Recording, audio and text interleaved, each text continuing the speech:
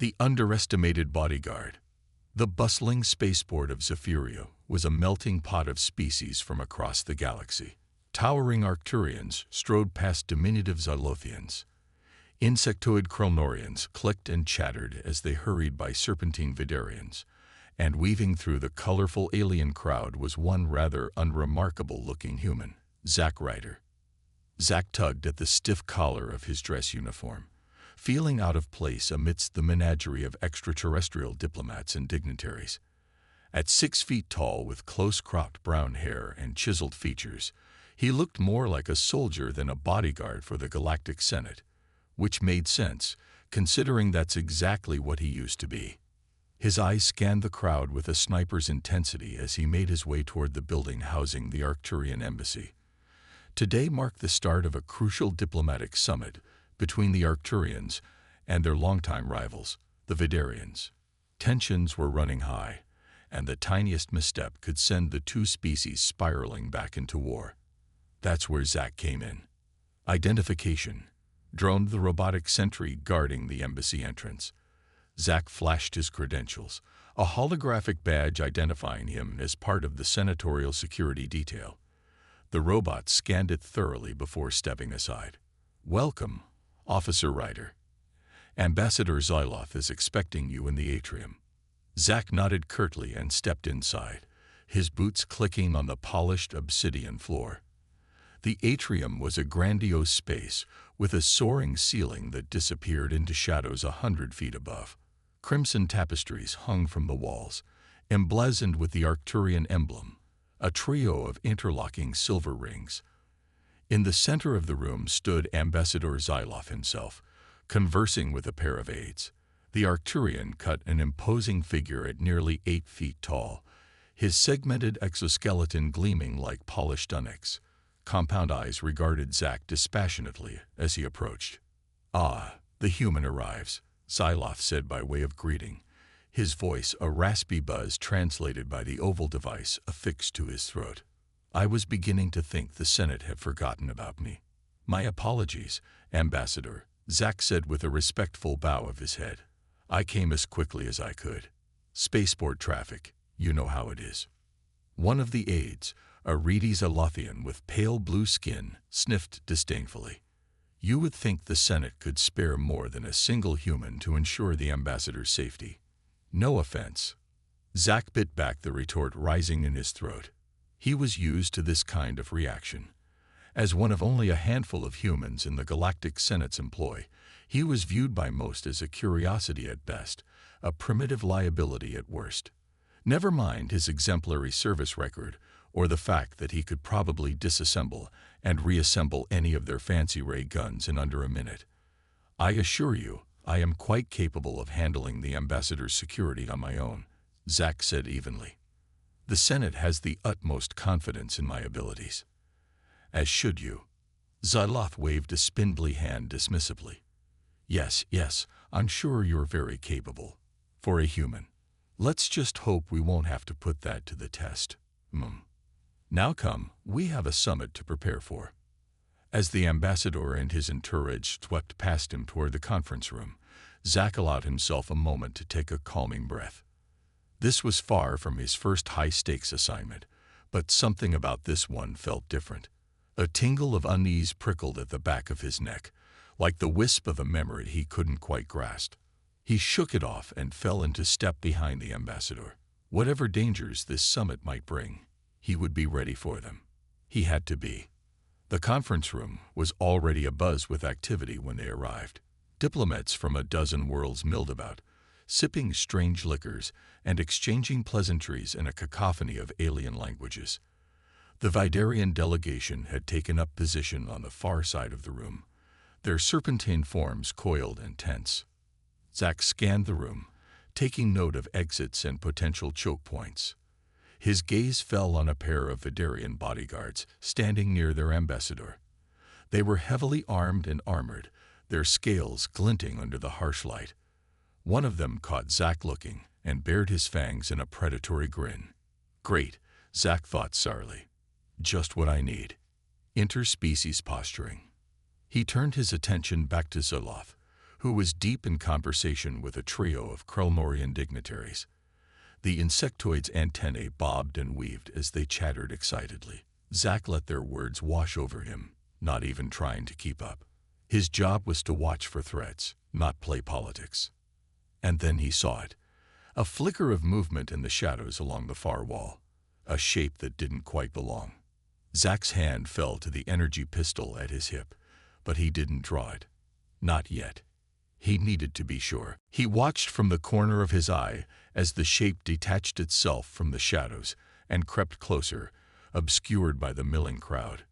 It appeared to be some kind of maintenance droid, wedge-shaped and gunmetal gray. But something about its movements seemed off, too fluid and purposeful for a simple machine. Zack's pulse quickened as the droid drew nearer to the Arcturian delegation. He cast a quick glance at the other bodyguards, but they were all focused on their own charges. None of them had noticed the potential threat skulking in their midst. The droid was only a few meters away from Xyloth now. Zack tensed, ready to spring into action. And then, just for a split second, the droid's facade rippled and flexed. Zack caught a glimpse of something writhing beneath, a mass of cybernetic tentacles studded with glinting needles. An assassin bot, and it was heading straight for the ambassador. Zack didn't hesitate. He leaped forward, shoving startled diplomats out of his way as he charged toward the ambassador. "Get down," he shouted, his voice cracking like a whip over the din of conversation. Xyloth turned, his compound eyes wide with shock. The assassin bot lunged, its tentacles lashing out like hungry pythons. Zack crashed into the ambassador, tackling him to the ground just as the bot's needles flashed through the space where Xyloth's head had been an instant before. Chaos erupted. Diplomats screamed and scrambled for cover as more assassin bots boiled out of the shadows. The Vidarian bodyguards drew their weapons and opened fire, filling the air with searing bolts of plasma. Zack rolled to his feet, placing himself between Xyloth and the attacking bots. "Stay behind me, Ambassador," he barked, his energy pistol leaping into his hand. He squeezed the trigger, and a lance of sapphire light speared the nearest bot, vaporizing its central processor in a spray of molten metal. The bot convulsed and collapsed, but 3 more surged forward to take its place. Zack fell into the rhythm of battle, his world narrowing to the pistol in his hand and the targets before him. Bots fell, sparking and twitching, but still they came on, a relentless tide of flashing metal and deadly purpose. A bolt of plasma sizzled past Zack's ear, close enough to scorch his hair.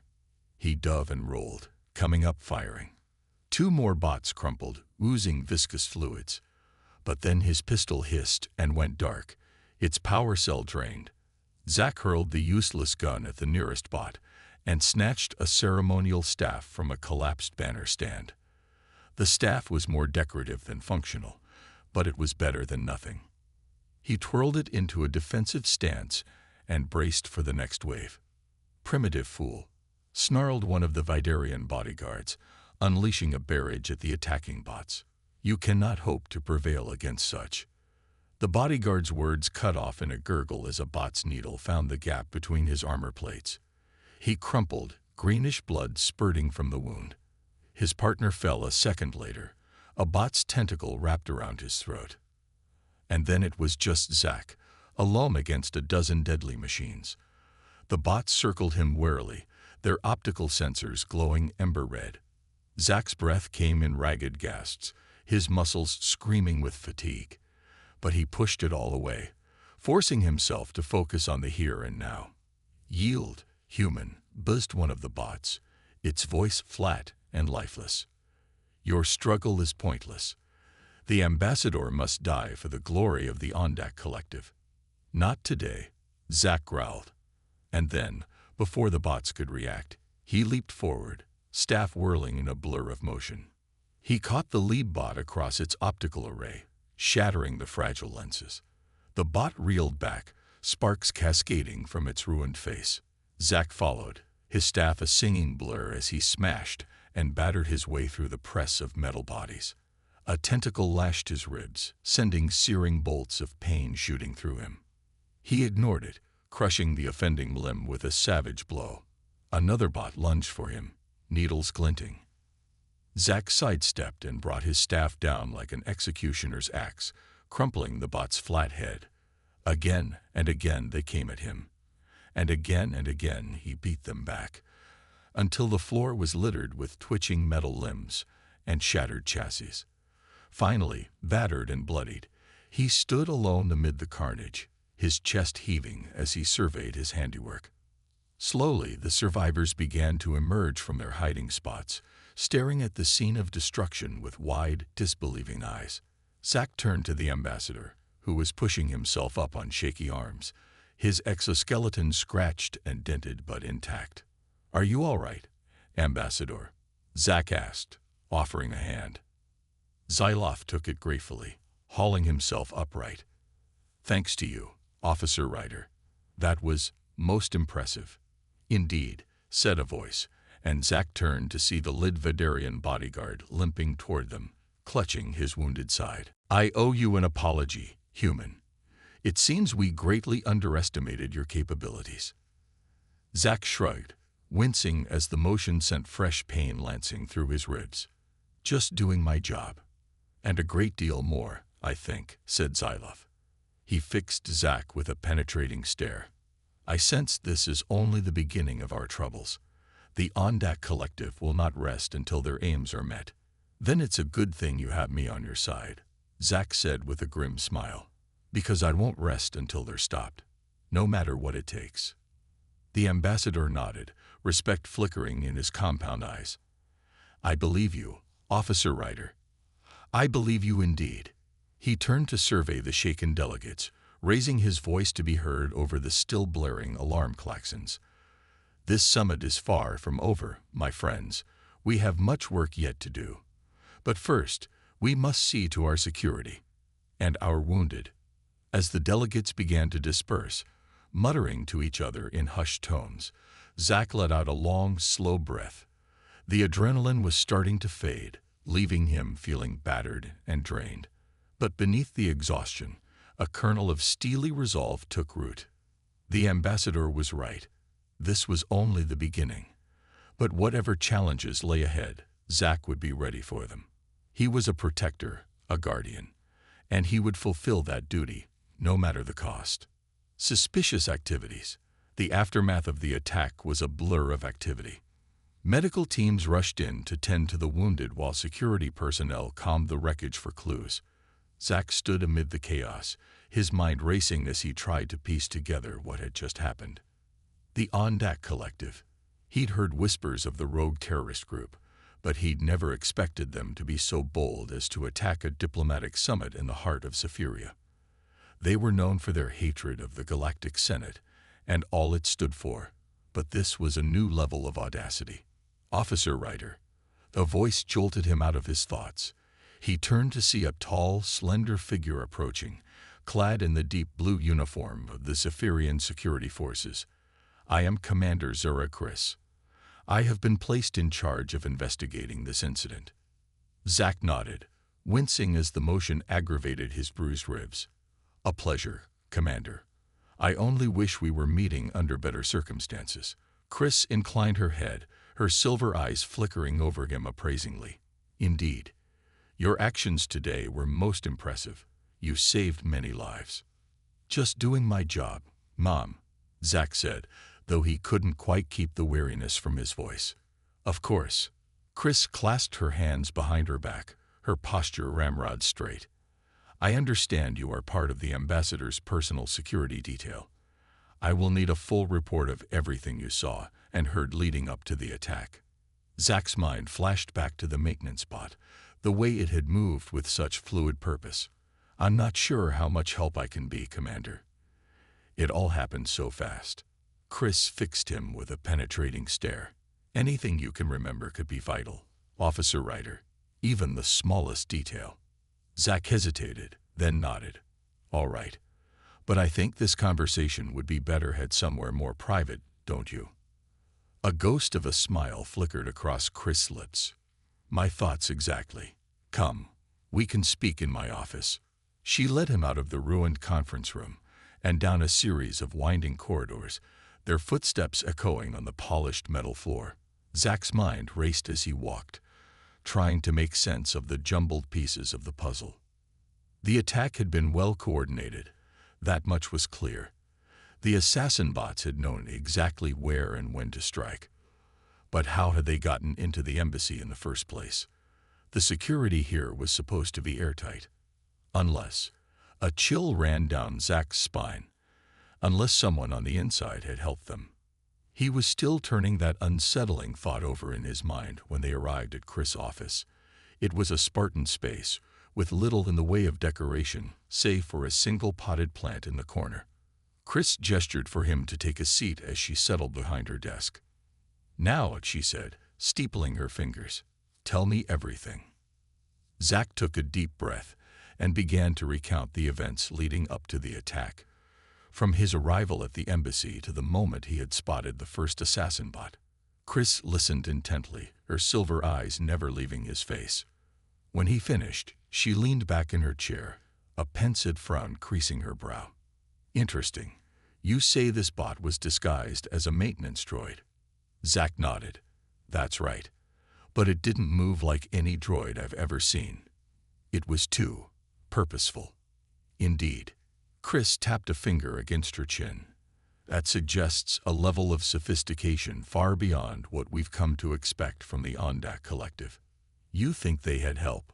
Zach asked, voicing the suspicion that had been nagging at him. Chris' eyes met his, and for a moment he saw a flicker of something there, a hint of the steely resolve that lay beneath her cool exterior. "I think," she said carefully, "that we would be foolish to rule out any possibilities at this stage." She rose from her desk, pacing over to the window that looked out over the sprawling cityscape of Zephyria.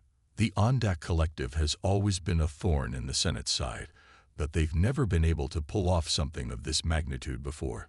This attack required resources, intelligence, inside access. Someone, somewhere, is pulling their strings. Zach frowned, his mind racing. "You have a suspect in mind." It wasn't a question, but Chris answered anyway. "I have suspicions. Nothing concrete, not yet. But I intend to find out the truth, no matter where it leads me." She turned back to face him, her expression grave. "And I could use your help, Officer Ryder." Zach blinked, taken aback. "My help? With all due respect, Commander, I'm just a bodyguard. This is a job for your investigators, surely."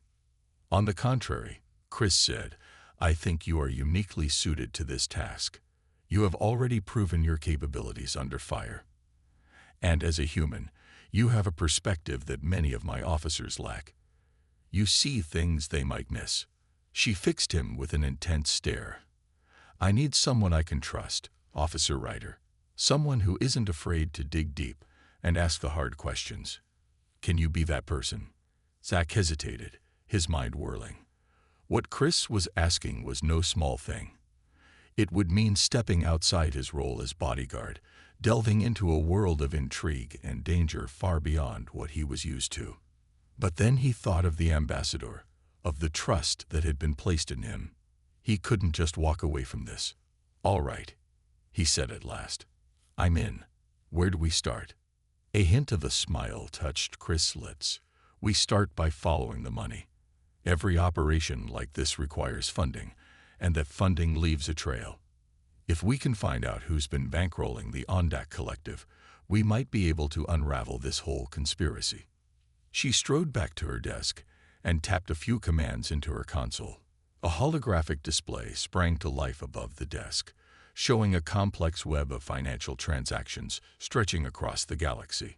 "I've been tracking the collective's activities for months now, trying to piece together their network. But they're clever. They use shell companies, dummy accounts, all manner of obfuscation to cover their tracks." Zach leaned forward, studying the glowing lines and nodes of the display. "There," he said, pointing to a dense cluster near the center. "That looks like a hub of some kind. A lot of traffic flowing through those accounts." Chris nodded, zooming in on the cluster. "Yes, I've had my eye on those for a while now." They're all linked to a holding company based on Noveria, a corporate world on the edge of Senate space. Lax regulations, strict privacy laws, the perfect place to hide dirty money. So that's our next stop then, Zack said. Noveria. Indeed. Chris shut down the display and turned to face him, her expression serious. But we must tread carefully. If our suspicions are correct, then we are dealing with forces far more powerful and far-reaching than the Ondak Collective. We cannot afford to tip our hand too soon. Zack nodded, a grim determination settling over him. Understood, Commander. I'll follow your lead. Good. Chris extended her hand. Then let us waste no more time. The trail is already growing cold. Zack took her hand, feeling the firm strength of her grip. In that moment, a strange sense of kinship passed between them, a recognition of the enormity of the task they were undertaking. They were two very different people from two very different worlds, but in this, at least, they were united. Let's get to work, he said, and together they strode out of the office, ready to face whatever challenges lay ahead. The journey to Noveria was a tense one. Zack and Chris took a small, unmarked shuttle, hoping to avoid drawing attention. They spent the hours in transit poring over the financial data, seeking patterns, connections, anything that might lead them to their quarry. But the more they dug, the more complex the web seemed to become. The holding company on Noveria was just one node in a vast network that seemed to span half the galaxy. Shell corporations nestled within shell corporations, dummy accounts that bounced funds through a dozen worlds before they reached their final destination. It was maddening, like trying to untangle a Gordian knot with a pair of tweezers. But Zack refused to give up. He'd always been stubborn, a trait that had served him well in the Marines and beyond. When he set his mind to something, he didn't stop until it was done. Chris seemed to sense his determination, and she matched it with her own steely resolve. Despite the difference in their ranks and species, Zack found himself coming to respect the Zephyrian commander. She had a keen mind and a dogged persistence that reminded him of some of the best officers he'd served under.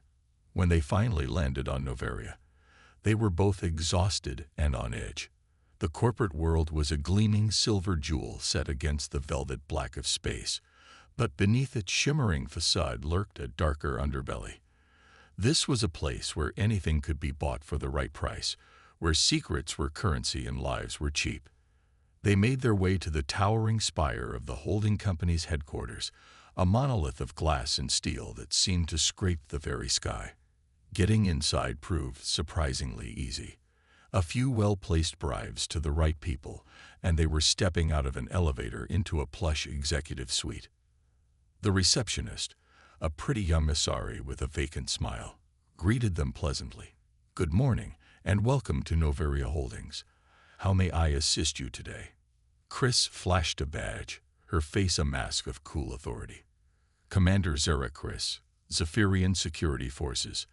This is my associate, Officer Zack Ryder. We need to speak to whoever's in charge." The receptionist's smile never wavered, but Zack saw a flicker of something in her eyes, a hint of nervousness quickly masked. "I'm afraid Ms. Tuloki is unavailable at the moment. If you'd like to make an appointment." "This isn't a social call," Chris cut her off, her tone frosty. "We are here on official business of the Galactic Senate.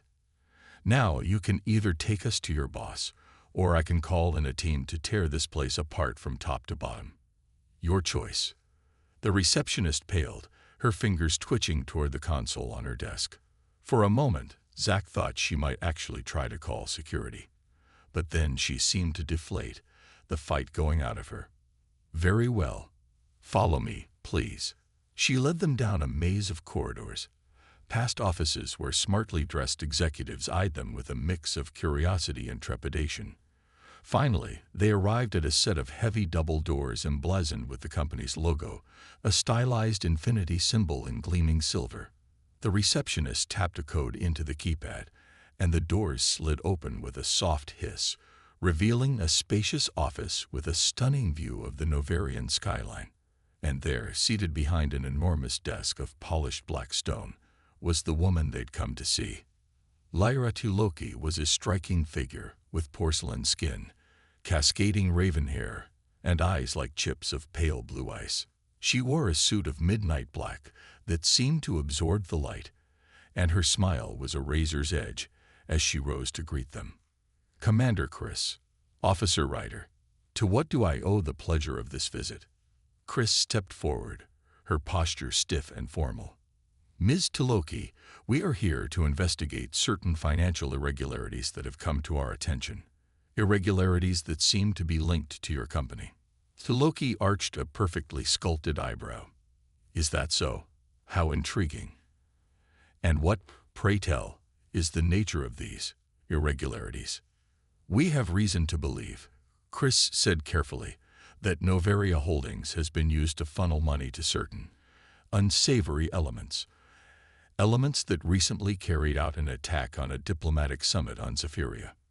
Tuloki's smile never wavered, but her eyes seemed to harden, becoming sharp as shards of glass. "That is a very serious accusation, Commander. I do hope you have evidence to back it up." "We have enough to warrant a thorough investigation," Chris replied coolly, "starting with a full audit of your company's financial records." Tuloki leaned back in her chair, steepling her fingers. "I see.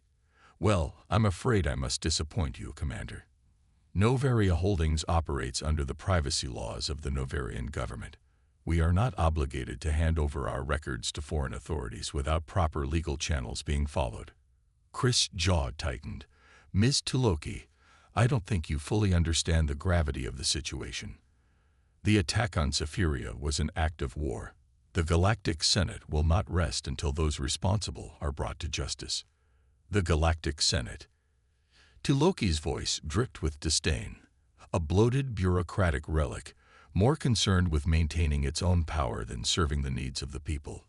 Her gaze flicked to Zach. "And you, Officer Ryder, what does an uplifted primate hope to accomplish here, so far from your jungle home?" Zach's fists clenched at his sides, but he held his tongue. He wouldn't give her the satisfaction of rising to her bait. "Enough. We did not come here to bandy insults.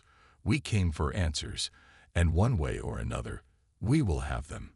She fixed Tuloki with a steely glare. "This investigation will continue, with or without your cooperation. And if we find that you or your company have had any involvement in the attack on Zephyria, there will be consequences. Great consequences." Tuloki held Chris' gaze for a long moment, and Zach could almost feel the crackle of tension between them, like an electrical charge building in the air. Then, finally, Tuloki leaned back in her chair, a cool smile playing about her lips. "Very well, Commander. I can see you are determined in this course. By all means, investigate to your heart's content. But I warn you, you may not like what you find." Her eyes glittered with a cold amusement. "There are forces at work here beyond your understanding, beyond your control. Forces that will crush you like an insect if you stand in their way." Chris' expression didn't waver. "We'll take our chances." "As you wish." Tuloki waved a dismissive hand. "Now, if there's nothing else, I have a business to run. Good day, Commander, Officer Ryder." It was a clear dismissal, and Zach felt Chris tense beside him, clearly wanting to press the issue. But after a moment, she simply nodded curtly and turned on her heel, striding out of the office without a backward glance. Zach followed, his mind racing. Tuloki's words echoed in his ears, taunting him. A primitive playing at being civilized, a relic of a bygone age. But beneath the sting of her insults, a kernel of determination took root in his heart. He would show her, show all of them, what a human was capable of. He would see this investigation through to the end, no matter where it led, no matter the cost. As they stepped out into the gleaming corridors of Novaria Holdings, Chris turned to him, her expression grim. "This is only the beginning, Officer Ryder. I fear we have stumbled onto something far bigger than we ever imagined." Zach nodded, his jaw set with resolve. "Then we'd better get to work, because one way or another, we're going to get to the bottom of this, no matter what it takes. Together, They strode out into the cold Novarian sun, ready to face whatever challenges lay ahead. The game. The ominous transmission. The trip back from Novaria was filled with a tense silence. Zack stared out the window of their shuttle, his thoughts churning like a stormy sea. Loki's words kept echoing in his mind, taunting him. A primitive playing at being civilized. Was that how they all saw him? A curiosity, a relic of a bygone age. He shook his head, trying to clear it. He couldn't afford to let her get under his skin. Not now, when so much was at stake. Beside him, Chris was deep in thought, her brow furrowed as she pored over the data they'd managed to gather on Novaria. It wasn't much. Loki had been careful to cover her tracks. But it was a start. Suddenly, the shuttle's comm system crackled to life, startling them both. "Commander Chris, Officer Ryder, come in, please." It was Ambassador Xyloth's voice, strained and urgent. Chris frowned and leaned forward, tapping the comm. "This is Commander Chris. Go ahead, Ambassador. Thank the stars I reached you." Xyloth's voice was tight with barely contained panic. "You must return to Zephyria at once. There's been another attack." Zack felt his blood run cold. What happened? Is everyone all right? There was an explosion at the Zephyrian Senate building. Several senators were killed, and many more wounded. The Unstop Collective has claimed responsibility. Chris cursed under her breath. "We're on our way, Ambassador. Sit tight."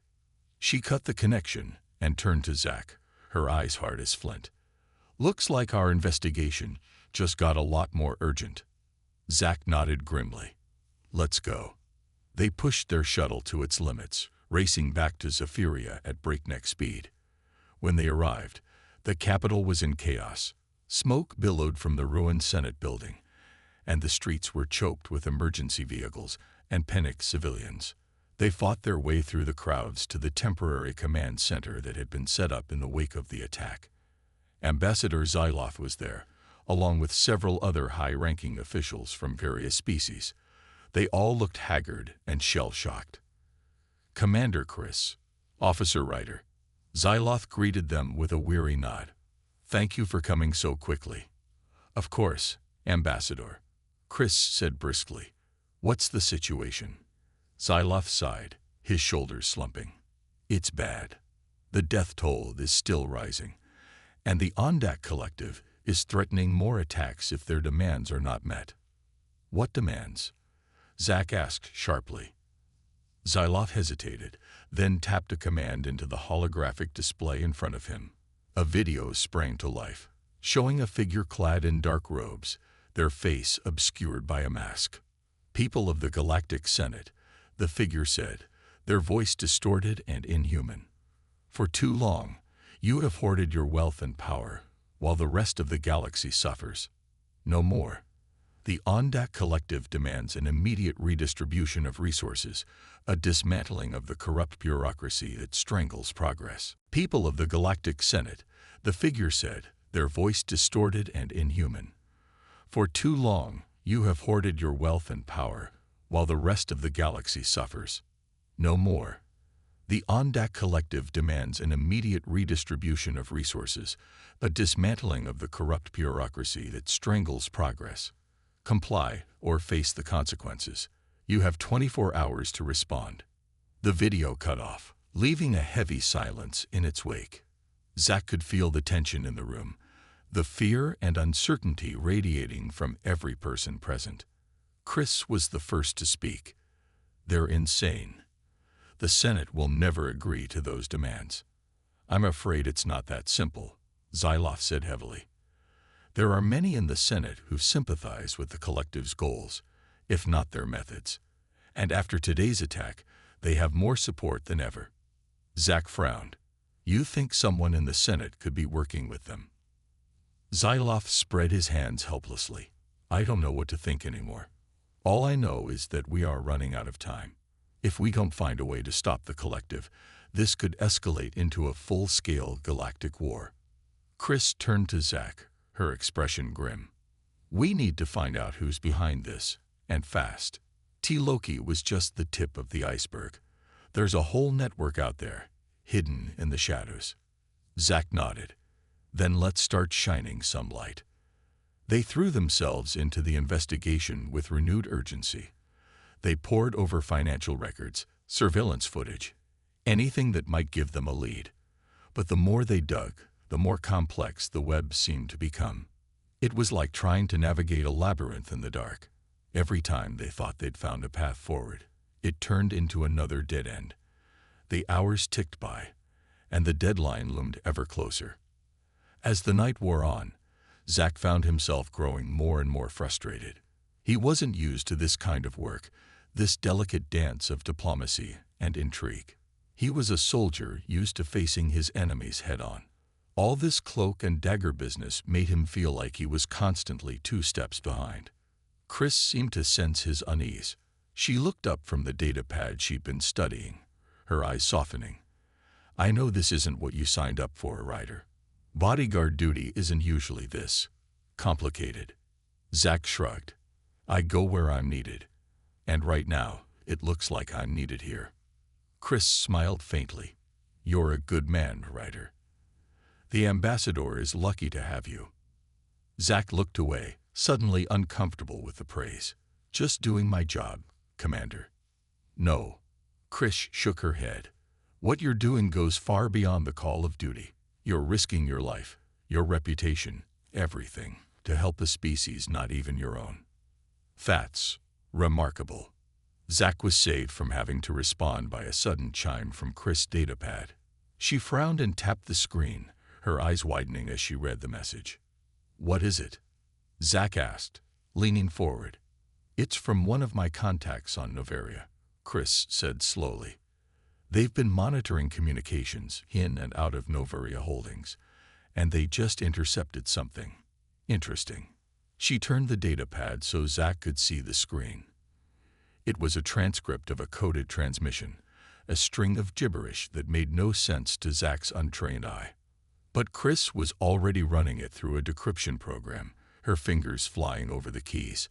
A moment later, the gibberish resolved into a single chilling sentence. "Phase 2 begins at dawn. All cells stand by."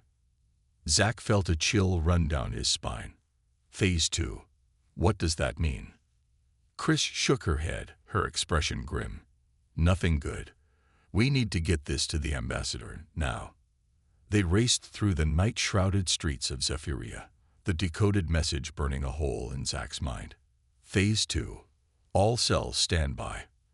The words echoed like a drumbeat of doom, a countdown to some unknown catastrophe.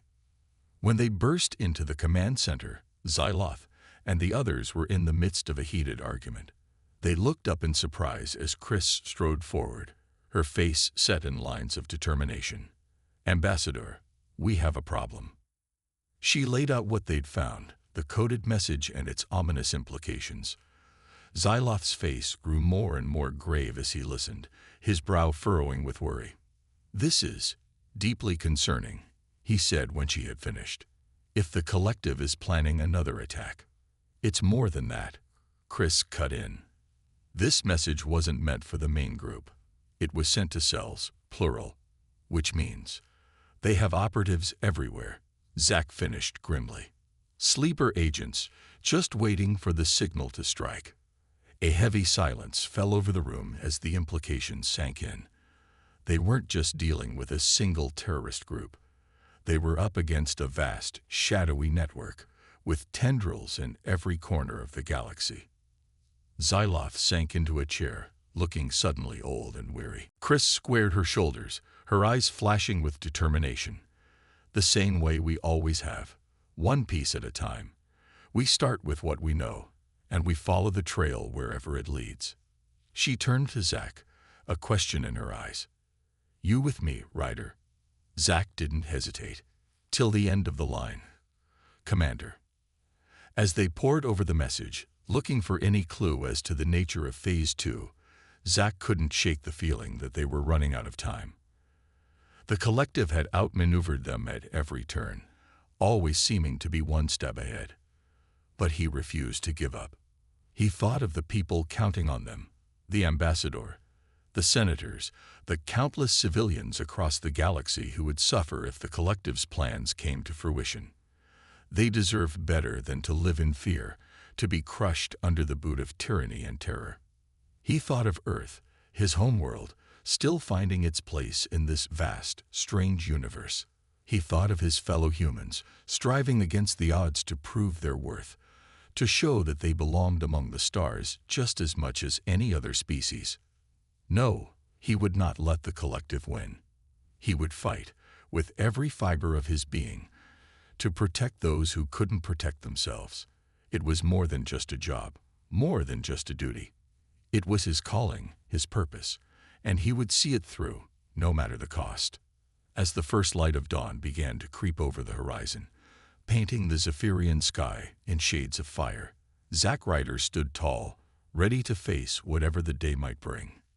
Come what may, he would not yield.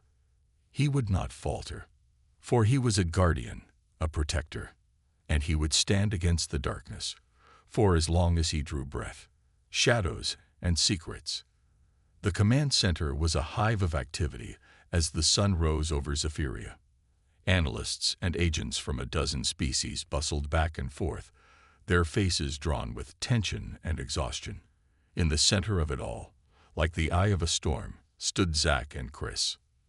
They had been working nonstop, poring over every scrap of data they could find, searching for any clue as to the nature of Phase 2.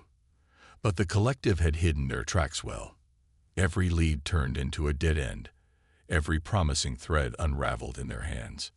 Zack could feel the frustration mounting, the ticking clock of the collective's deadline echoing in his ears. They were running out of time, and they both knew it. A sudden commotion at the entrance drew their attention. A group of Zephyrian guards burst in, escorting a hooded figure between them. Zack tensed, his hand dropping to the pistol at his hip, but Chris waved him off.